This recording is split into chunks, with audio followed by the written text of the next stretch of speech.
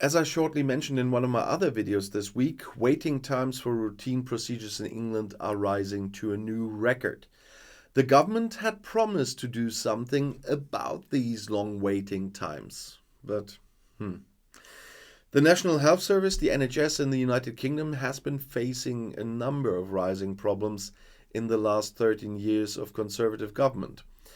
The Conservative government has been criticized for its handling of the NHS, and critics argue that the government has not done enough to address the problems facing the NHS and that the funding cuts and staffing shortages are putting patients at risk.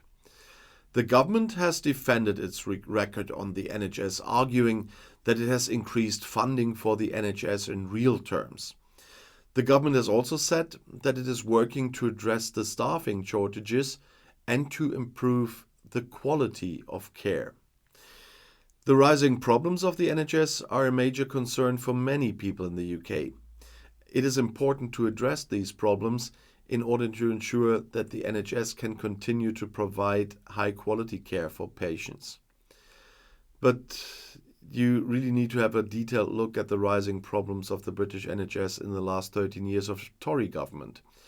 The NHS has seen its funding cut by billions of pounds in real terms over the past decade, and this has led to staff shortages, increased waiting times, and a decline in the quality of care.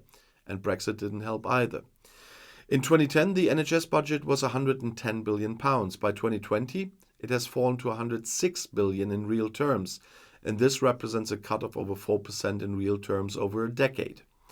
The funding cuts have had a significant impact on the NHS. In 2020, the NHS had a shortfall of £20 billion, and this shortfall has led to staff shortages, increased waiting times, and a decline in the quality of care.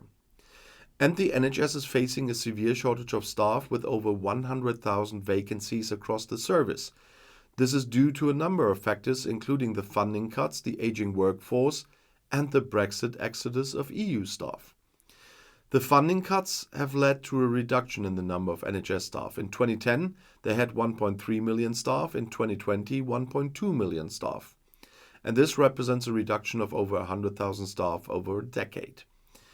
The aging workforce is also contributing to the staffing shortages. In 2020, over 30% of NHS staff were over the age of 50. This means that a large proportion of the NHS workforce is due to retire in the next few years. And the Brexit exodus of EU staff is also contributing to the staffing shortages. In 2020, over 50,000 NHS staff were from EU countries. Many of these staff have left the UK since the Brexit referendum. And the staffing shortages are having a significant impact on the NHS. In 2020, NHS staff were working longer hours and under more pressure than ever before. This is leading to burnout and stress among staff. And contrary to the British government's promises, waiting times in hospitals continue to rise.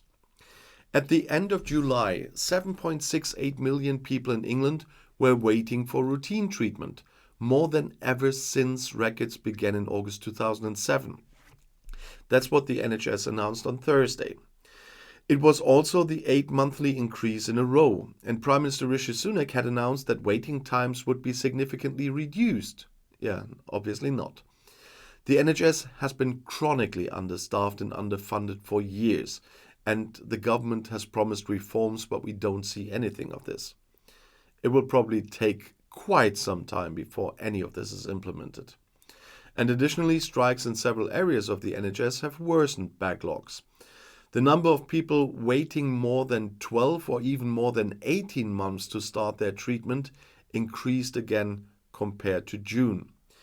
According to the government, waiting times of more than a year and a half should actually be a thing of the past since April. The time it takes for an ambulance to respond to emergency calls for heart attacks or strokes was, at an average of 31.8 minutes, significantly lower in July than a year ago, where it was still 42 minutes, but higher than before the pandemic, where it was just 21 minutes in August 2019. Record numbers of patients are waiting for medical care and are facing unacceptably long waits, whether for surgery, an ambulance, or in the emergency room.